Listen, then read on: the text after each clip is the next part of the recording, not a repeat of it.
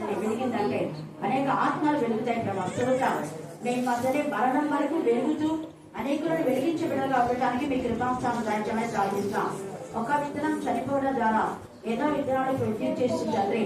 మేము ప్రతి సంవత్సరం ఇలాగ పండుగలు చేసుకోవడం కాదు, కానీ ప్రతి సంవత్సరం ఎన్ని ఆత్మల్ని సరే తీసుకొని వచ్చామని ఆత్మల గురించిన బాధ, ఆత్మల గురించిన భారం, ఆత్మల గురించిన ఆవేదన, ఆకాంక్ష, తపన, కృష్ణ ప్రతి విషయాన్ని మీరు దయచేయమని ప్రార్థిస్తాం. ఈ యొక్క క్యాండిడేట్ సర్వీస్ లో మీ సన్నిధాన్ని మాతో కూడా ఉంచి దేవా నా ప్రభావ మీ వెలుగులో మేము ఎల్లప్పుడూ వెలుగుచు అనేకులు వెలిగించే జ్ఞానం కలుగొచ్చేమని మమ్మల్ని మా ఆత్మను మీ చింతకే సమర్పిస్తున్నాం. తేడా యేసు క్రీస్తు శక్తిగల నామమున ప్రార్థిస్తున్నాం తండ్రి. ఆమేన్, ఆమేన్, ఆమేన్. నవంబర్ చివరిలో మరి మా నాన్నగారు ప్రభునందు జీవించారు. అంటే నాన్న ప్రభునందు జీవించే వరకు కూడా డిసెంబర్ లో మమ్మీ కోసం ఇంకా అనేక మంది ప్రభునందు జీవించే వారి కోసం జ్ఞాపకం చేసుకుంటూ క్యాండిడేట్ సర్వీస్ మనం చేసేవాళ్ళం. క్యాండిడేట్ సర్వీస్ అంటే ఊరిగా కొవ్వొత్తులు వెలిగించుకొని కూడా కాదు. చాలా మంది లాస్ట్ వెలిగించుకొని హ్యాపీ హ్యాపీ చూస్తున్నాం. అదేనా క్యాండిడేట్ సర్వీస్ అంటే. ఈ రోజు మన ధ్యాన అంశం ఏంటంటే నరుని ఆత్మ యెహోవా పెట్టిన అందరూ ఎక్కడైతే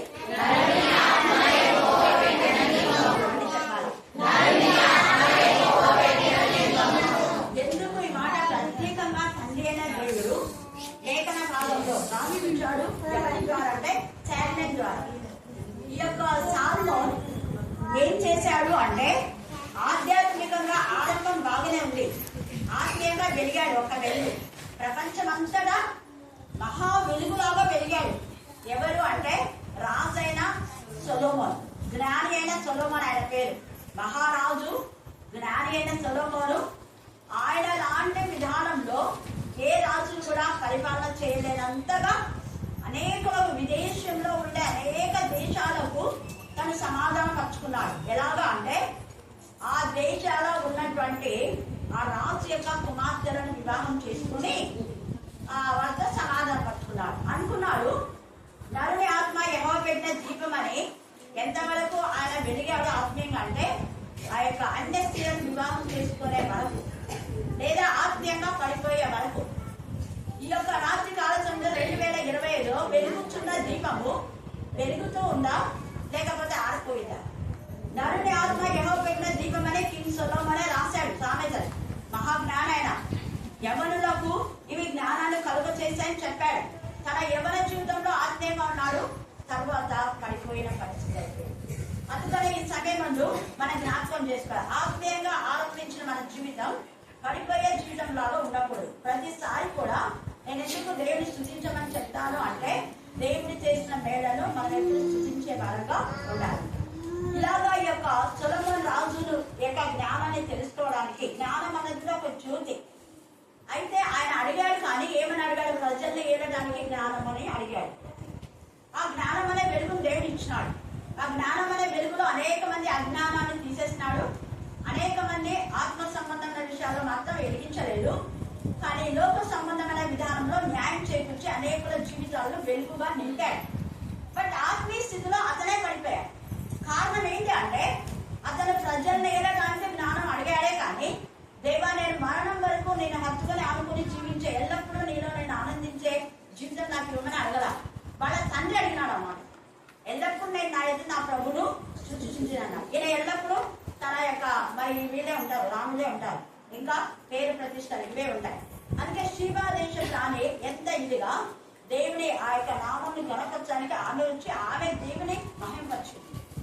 ఇతని యొక్క దేవుని ఇచ్చినటువంటి ప్రతిష్టను బట్టి ఆయనను తెచ్చుకునే ముందు దేవుని ప్రశంసించింది.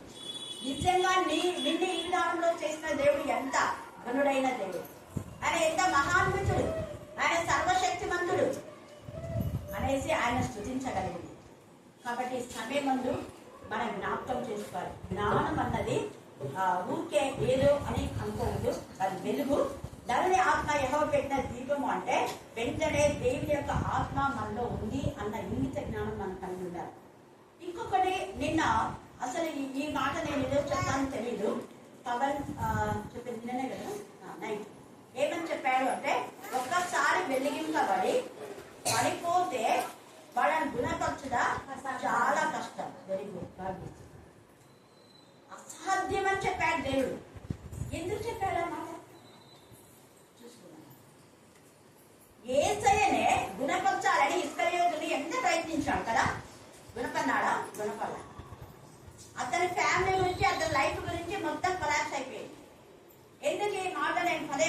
చెప్తున్నా అంటే నేను ఇది చెప్తాను తెలియకనే పరిశుద్ధాత్మ దేవుడే అప్పుడైతే మాట. కొంతమంది ఆత్మీయంగా పడిపోయిన వాళ్ళకు నేను ఇదే రెఫరెన్స్ పంపించా, వాళ్ళకు ఆత్మీయంగా వెలగల, చీకట్లోనే ఉన్నాను. అందుకని నేను ఏమంటా అంటే ఎవరైనా ఆత్మీయంగా వెలిగి కుటుంబం దేవుని సన్నిధికి వచ్చి మళ్ళా పడిపోతే వాళ్ళ బ్రతుకులు భయానకంగా కింగ్ సొలొమోన్ లాగానే అయిపోతాయి. కింగ్ సొలొమోను దేవుని యొక్క ఉగ్రత గురైపోయాడు. అతని తర్వాత అతని కుమారులు ఆ యొక్క రాజ్యం అంతా కూడా విచ్ఛిన్నమైపోయింది. రాజ్యం రెండుగా విభాగింపబడింది. అందుకని అలాంటి పరిస్థితిలో మనం ఉండకూడదు అని తండ్రి దేవుడు ఏమంటున్నాడు, నరుని ఆత్మ యెహోవా పెట్టిన దీపము అది అంతరంగంలన్నీ శోధించాలి. అంటే నీ అంతరంగం శోధించాలి. ఒకప్పుడు నువ్వు వచ్చినప్పుడు కుటుంబ సమేతంగా వచ్చాము, మేము మా కుటుంబం మా పిల్లలు. కానీ ఇప్పుడు లేదు అంటే నువ్వు ఆ దీపాన్ని ఆపివేసినట్టే. అది తల్లిగా, లేకపోతే అక్కగా, లేకపోతే చెల్లిగా, లేకపోతే ఇంకా సో ఎవరైనా కానీ అంటే ఫలాని వాడు వచ్చి మేము మా కుటుంబం వస్తున్నాం అంటారు కదా, వచ్చి రాకపోతే ఇప్పుడు నువ్వు నీ దీపం ఆడిపోయింది. దీపం ఆడిపోతే చీకటి. చీకటి అంటే ఎక్కడ ఉంటారు? చీకటి త్వరగా ఇవ్వాలి. మీరే అంటే మీరంతా ఉండరా అని చెప్పుతున్నారా? కానీ ఎవరు చీకటి అంటే వాళ్ళు అక్కడనే. చీకటి చెయ్యకూడదు. వెలుగేది ఏసయ్యా, తాను వెలుగుతూ ప్రకాశించు దీపమై ఉన్నాడు. చనిపోయే వరకు ఏసై వాళ్ళు గద్దించాడు, హెచ్చరించాడు. మామూలుగా హెచ్చరించలేదు. ఇస్కరియోతు చనిపోయే రోజు కూడా, చివరి రోజు కూడా నువ్వేం చేయాలనుకున్నావు అది చేసేసేయాలి. మొదట ముక్క ఎవరు ముంచుతాడో వాడే నన్ను అప్పగించేవాడని అంత తేటగా అందరికి వినబడాలని చెప్పాడు. ఇస్కరియోతు వినబడింది. మళ్ళీ తెలియని వాళ్ళగా నేనా అన్నాడు. నీకు తెలుసు కదా అన్నాడు. హల్లెలూయా, హల్లెలూయా. నరుని ఆత్మ యెహోవా పెట్టిన దీపం. అందుకని అంతరంగంలో అన్ని అంటే మన అంతరంగంలో దేవునికి విరోధమైన ఆలోచన లేకుండా అది వెలుగుతూ అనేకుల అంతరంగాన్ని వెలిగించేదిగా ఉండాలి. తర్వాత 28లో కృపా సత్యంలో రాజును కాపాడు. రాజు అంటే ఇక్కడ ఈ రాజు ఒక్కడే కాదు, ఈ రాజును కాపాడు. కృపా సత్యం చివరిలో సత్యమైనటువంటి దేవుని విస్మరించాడు. కృప వల్ల దేవుడు సాల్మన్ చనిపోయే వరకు వాళ్ళ తండ్రికి ఇచ్చిన బ్లెస్సింగ్స్ బట్టి, తండ్రి బ్లెస్సింగ్స్ బట్టి సొలొమోనుకు ఆశీర్వాదాలు వచ్చినాయి. తల్లి బ్లెస్సింగ్స్ బట్టి పిల్లలకు వస్తాయి. మరి తల్లి శాపం అయితే పిల్లలు కూడా శపితమే. తల్లి ఆశీర్వదించబడితే పిల్లలు కూడా ఆశీర్వదించబడతారు. గుర్తుపెట్టుకోండి. ఒక్కవేళ ఇప్పుడు లేకపోయినా తదనంతరం 4 తరాలకు ఆ శాపం వస్తుంది, లేదా 1000 తరాలకు బ్లెస్సింగ్స్ వస్తాయి. ఇప్పుడు మన మిషనరీస్ నిత్యంగా రాబర్ట్ గిబ్సన్ గారు, జాన్సన్ గిబ్సన్ గారు మాత్రమే ఇప్పుడు ఉన్నారు.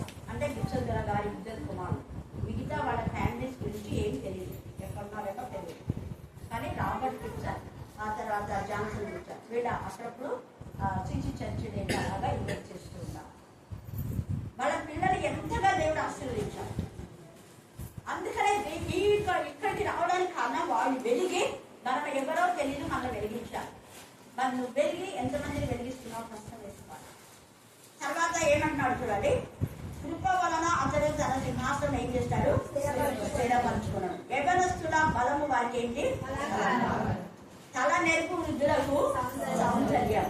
అయితే ఇక్కడ యవనస్తులు అనే మాట, ఈ బలం అనే మాట ఎక్కడ వాళ్ళు బలపడతారు అంటే కీర్తన 96 చదవండి. కీర్తన 96. వాళ్ళకి బలం అంటే బాగా తిని ఘనతా ప్రభావములు ఆయన సన్నిధిలో ఉన్నాయి. బల సౌందర్యములు ఆయన పరిశుద్ధ స్థలంలో ఉన్నవి. బలము సౌందర్యం ఆయన పరిశుద్ధ స్థలం అనేది అండర్లైన్ చేసుకోవాలి. అంటే మీరు ఏ సమావేశానికి వెళ్ళినా అక్కడ పరిశుద్ధత ఉందా లేదా అని చూడండి. ఏ సంఘమైనా పర్వాలేదు, మీకు తెలుసు ఏ సంఘం పరిశుద్ధంగా ఉందో లేదో అనేది మీకు తెలుసు. తెలిసినప్పుడు పరిశుద్ధమైన సంఘంగా మనం పరిశుద్ధంగా ఉండి సంఘాలను మనం పరిశుద్ధపరచాలి. నువ్వు పరిశుద్ధంగా ఉంటే నీ హృదయం పరిశుద్ధంగా ఉంటది. నువ్వు పరిశుద్ధంగా ఉంటే నీ ఇల్లు పరిశుద్ధంగా ఉంటది. నీ ఇల్లు పరిశుద్ధంగా ఉంటే సంఘం పరిశుద్ధంగా ఉంటది. సంఘం పరిశుద్ధంగా ఉంటే వీధి పరిశుద్ధంగా ఉంటది. వీధి పరిశుద్ధంగా ఉంటే ఆ యొక్క ఊరు లేదా ఆ యొక్క దేశం, ఆ పట్టణం, ఆ ప్రాంతం. అయితే కలుషితం ఎక్కడి నుంచి వస్తుందంటే వ్యక్తిగతంగా ఎవరికి వారు కలుషితం కాకుండా చూసుకోవాలి. అదే పదే నేను చెప్పేది అదే. నువ్వు ఆత్మీయంగా వెళ్ళినంటే 100% నీ కుటుంబాన్ని ఏం చేయాలి? గట్టిగా దేవుని సరిగ్గా బాగు కేకలు పెట్టి అవసరం మనల్ని దీనికి ఏడ్చాలి. కొందరు ఏడుస్తారు జనాన్ని బగల ఏడులు అంటారు. చేస్తాను అవునా కదా? బగల ఏడుపులు అంటే ఏమంటే నిజంగా రక్షణ పొందిన వాళ్ళు కేవలం రక్షణ గురించి మాత్రమే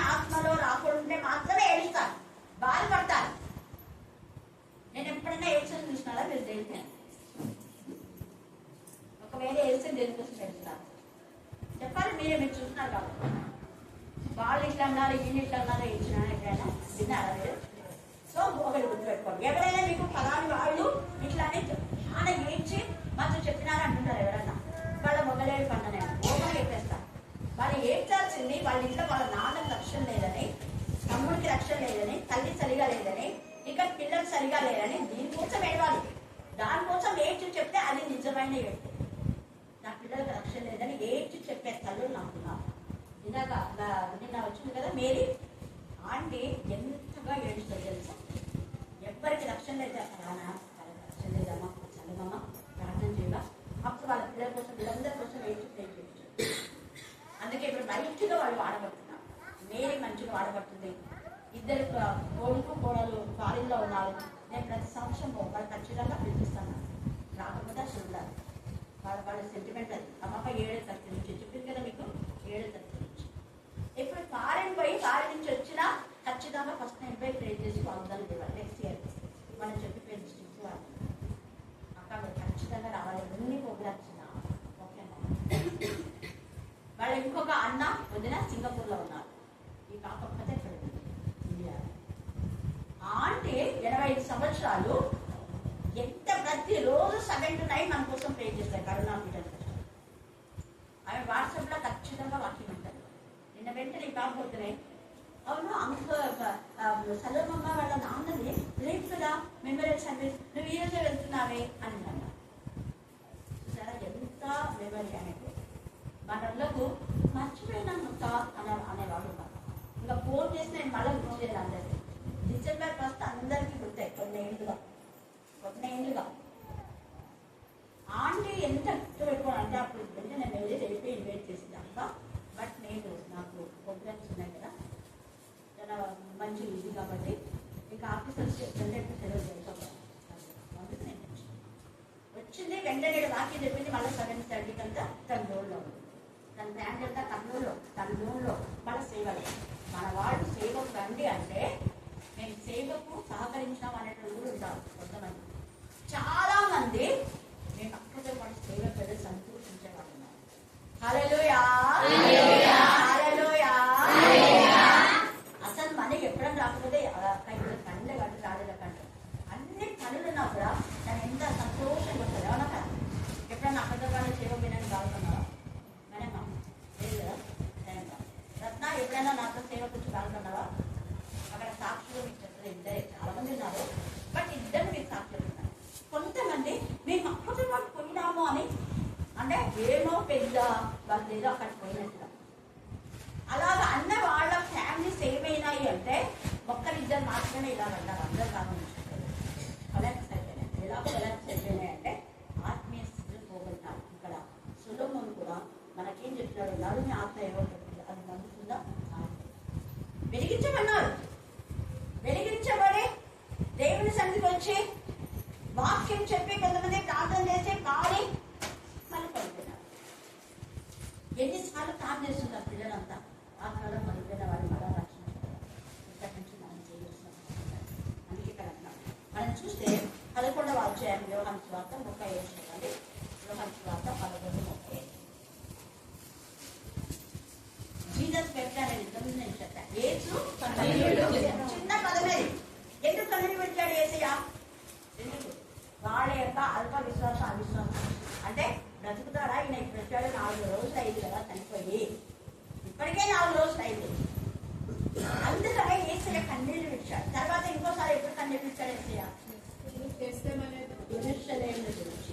తర్వాత లూకా సువార్తలో కూడా ఒక చోట ఉండేది అంజూర చెట్టు 19:45 చదవాలి. 19:45 అక్కడ ఆయన పట్టణంలో సమీపించినప్పుడు దాని విషయమే ఏడ్చి నీవును అది అండర్లైన్ చేసుకొని ఇది నేను ఎక్కువ ఇది బాగా చెప్తున్నా కాబట్టి చాలా మందిని గద్దించారు. ఇది యేసయ్య బాగా బాగా మాట్లాడుతుంది. శాపంలో ఉన్నటువంటి మాట. నీవును ఈ నీ దినమందైనను సమాధాన సంబంధమైన సంగతులను తెలుసుకునే ఎడల సమాధాన సంబంధమైన తెలుసుకున్న ఈ నీ దినమందు ఒకసారి రక్షణ పొంది ఈ రోజు రాకపోతే తెలుసుకున్న ఎడ సమాధాన సంబంధమైనటువంటి వాక్యం అంటే నరుని ఆత్మ ఏమో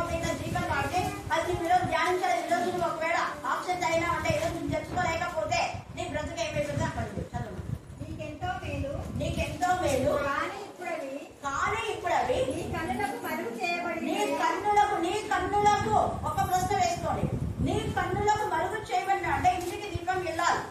మరి నీ భర్త రక్షణ లేదంటే మరుగు చేయబడినాయి. నీ కుటుంబానికి మరుగు చేయబడింది, నీ బిడ్డకు మరుగు చేయబడింది, నీ అక్క చెల్లెలకు మరుగు చేయబడింది. నెక్స్ట్ అయితే ఏమైతుంది?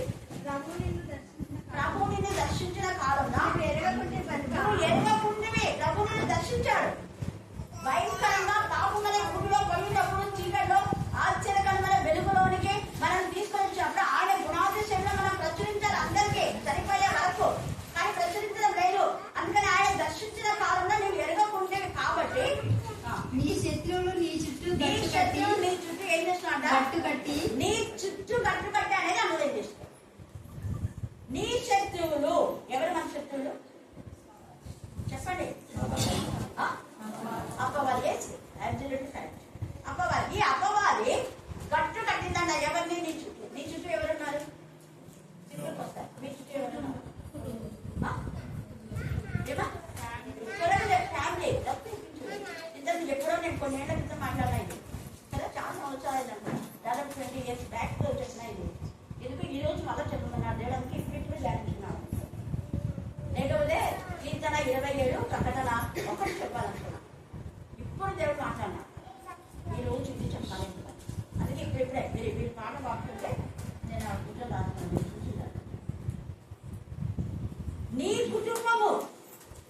నీ కుటుంబం చుట్టూ ఎవరున్నారు? అప్పవాది గట్టు కట్టింది. కారణం ఏంటి? ప్రాంతం వచ్చేవారు రావట్లేదంటే సైతాను ఇస్తాను. ఎవరైనా దేవుని దగ్గర అంటే ఎవరో దూరం ఉన్నాయి పుస్తకంలాగా వేరే ఉంటుందని కరెక్ట్ అది ఉంది కాబట్టి రావట్లేదు. ఇంకా కొంతమంది వస్తారు. వచ్చినప్పుడు నేను వాళ్ళకి కొన్ని చెప్తారు ఏంటంటే ఇదిగో ఇంత దూరం రాకపోయినా పర్వాలేదు, పలానా చోట మా అన్న వాళ్ళ చర్చి దగ్గర అక్కడికి పోండి, అందరితో ప్రే చేయించుకోండి. చాలా మంది చెప్తారు.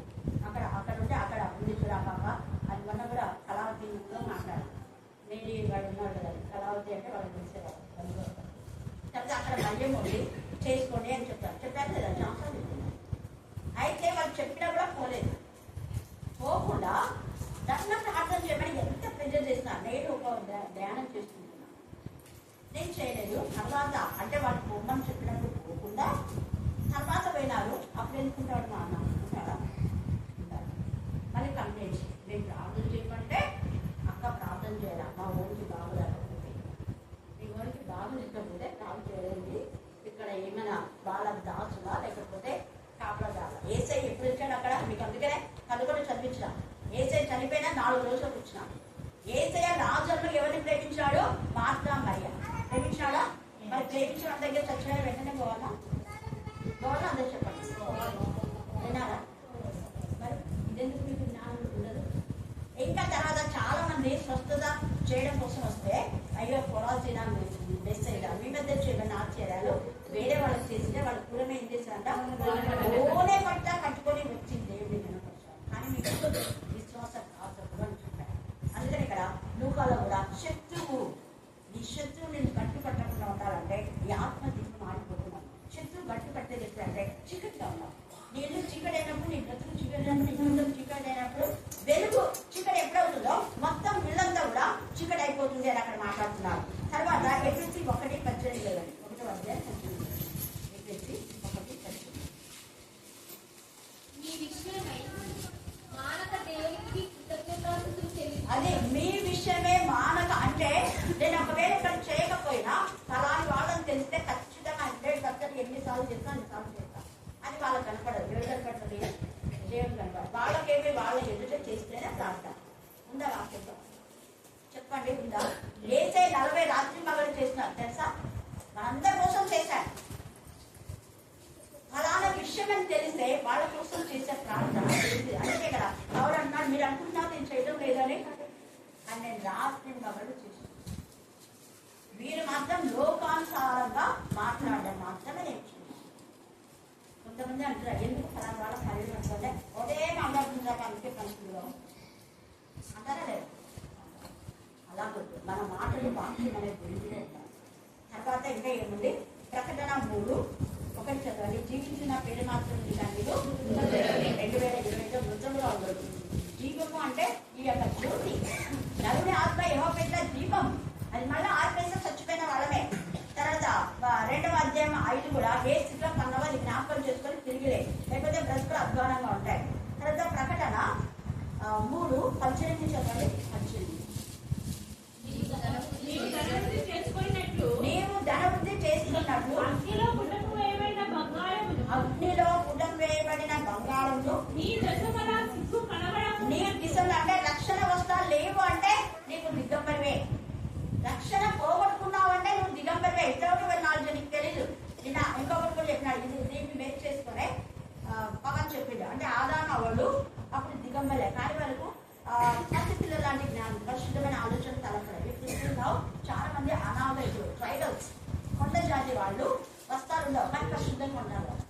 వస్త్రాలు లేవు కదని పాపం చేయడానికి వాళ్ళు ప్రేరేపించారు. వాళ్ళకు కొన్ని లిమిట్స్ ఉంటాయి, చాలా లిమిట్స్ ఉంటాయి. మనకంటే పక్క అమ్మాయిని ఊరికే ఎవరు చూసినా కూడా వాళ్ళ కొండ ద్వారా ఉంటాడు, చంపి పడతారు. అంత పరిశుద్ధంగా ఉంటారు. ఆడపిల్లలు ఎక్కడ పెట్టాలో పట్టుకుంటారు. వస్త్రాలు లేకపోయినా పరిశుద్ధులు కాపాడుతారు. మనలోకి వస్త్రాలు ఉన్నాయి కానీ ఒక భయంకరమైన, అందుకని ఇక్కడ నువ్వు గుడ్డలు ఉన్నాయి కానీ నువ్వు ఏమిటి దిగంబరే. నీకు కన్నున్నాయి అంటే గుడ్డోడే, అది నువ్వు మర్చిపోతున్నావు అనేది. ఈ సమయంలో మన కన్నులు తెరవడాలంటే దానిని ఆత్మ ఎక్కువ పెట్టిన దీపము. మన శరీరముకు దీపం ఉంది. ఏంటి త్వరగా ఒకరని చెప్పేది ఆత్మ దీపం. కన్ను ఎందుకు అంటే చనిపోయినప్పుడు కన్నులు మూస్తారు, కన్నుల నుంచి దీపాలు పోతాయి. కన్నులు మూస్తారు, కన్నులు తెచ్చుకుంటారా? ఆత్మ దీపం కన్నులో దీపం.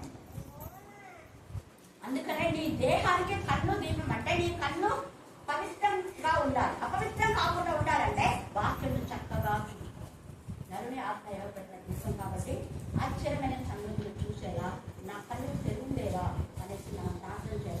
అది చేయించింది వాక్యంతో నింపబడతాయి. మన జీవితం ఎప్పుడు వెలుగుమైన పడతాయి. వాక్యంతో నింపబడ్డ వాళ్ళు యాక్సిడెంట్ ఉంటే ఖచ్చితంగా ఎప్పుడెప్పుడు తప్పు సరిదిద్దుకుంటారు. ఆ పేతులాగా వెంటనే దేవుడు సంతోషిస్తారు. ఒక్క నిమిషమే పేరు వేసేది తగిలాడు కదా, ఒక్క నిమిషం లేదా కొన్ని గంటలు ఉంటుంది. ఆ తర్వాత పశ్చాత్తాపం అవుతాడు. పేతులు యేసు ప్రభు కంటే కొన్ని సహాయం చేశారు. హల్లెలూయా, హల్లెలూయా, హల్లెలూయా.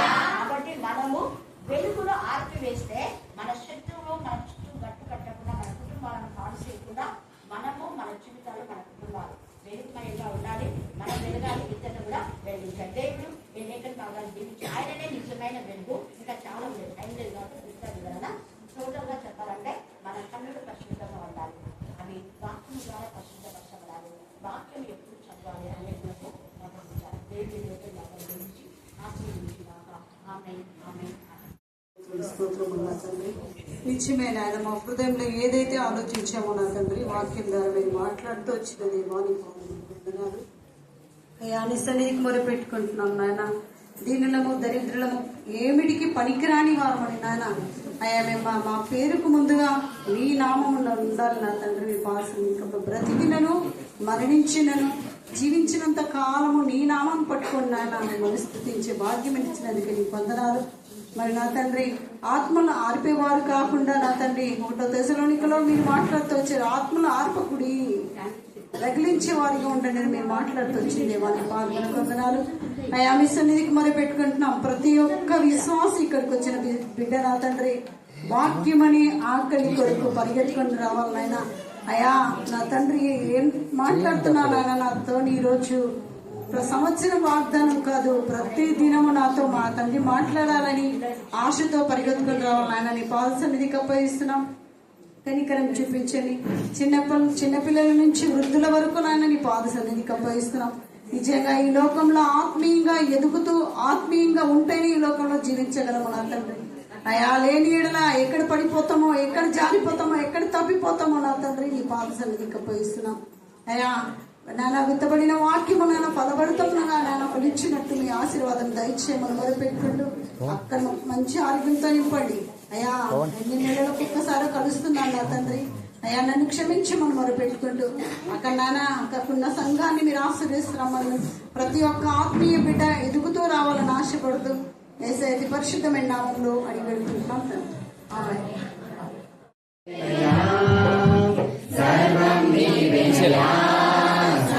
వీడియో పెట్టండి.